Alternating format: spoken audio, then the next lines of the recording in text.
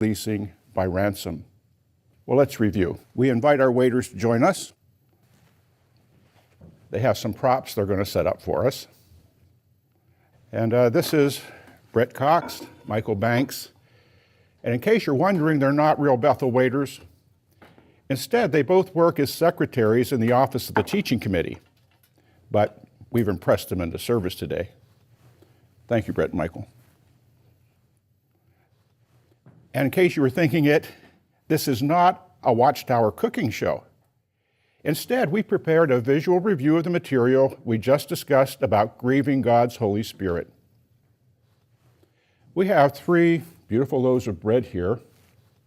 This is garlic powder. This is basic old mud. This represents poison.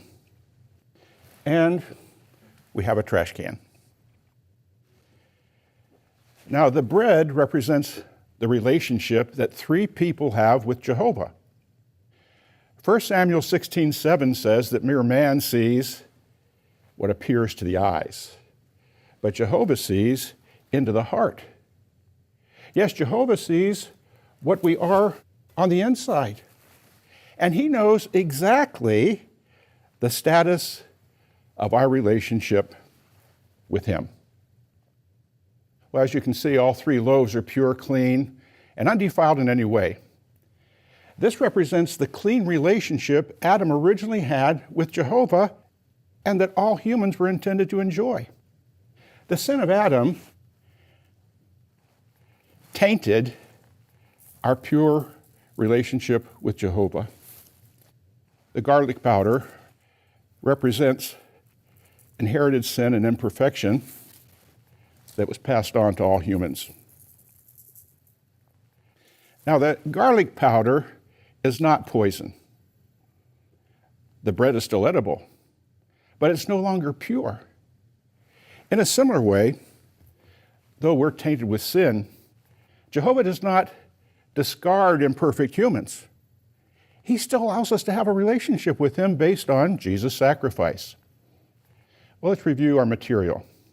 First, sinning against the Spirit. What I'm holding represents poison.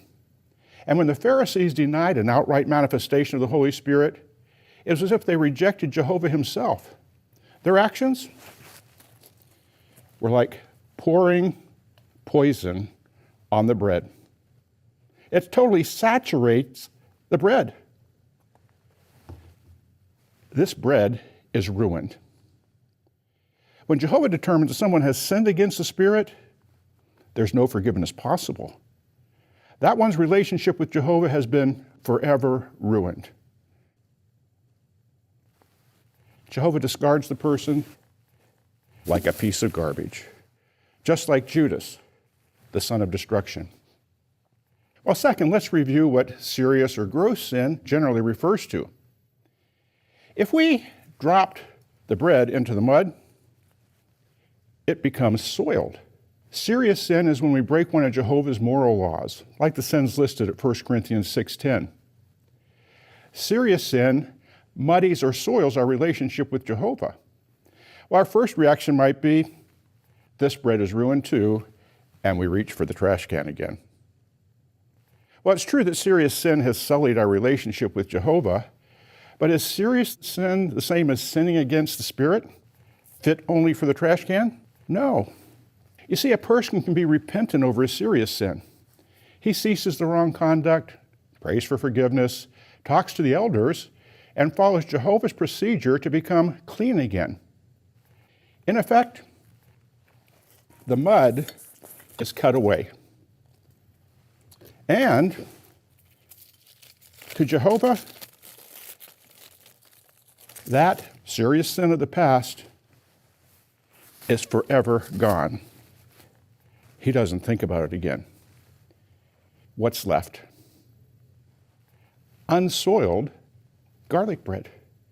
We still have an imperfection, we're tainted with that, but we again have a good relationship with Jehovah. Now third, how can we illustrate grieving the Spirit? You remember, grieving the Spirit is drifting away from the lead of the Spirit. You recall Ephesians 4:25 through 29 listed such things as deceitfulness, continued anger, inappropriate speech. So grieving the Spirit is not like the poison of sinning against the Spirit, and it's not necessarily like the mud of serious sin. Grieving the Spirit might be likened to putting on more layers of garlic powder. This does not immediately damage our relationship with Jehovah, but if we continue to veer away from the leading of God's Spirit, we sadden him. We grieve the Spirit. So what should we do? Stop our inappropriate behavior and pray for forgiveness. And we must shake off any remnants of such traits from our person. Though we're still imperfect, we can again have a wholesome relationship with Jehovah. Now, while we have the table cleared off, we'd like to show you a video. Often when we displease Jehovah, we displease ourselves. And even though we are repentant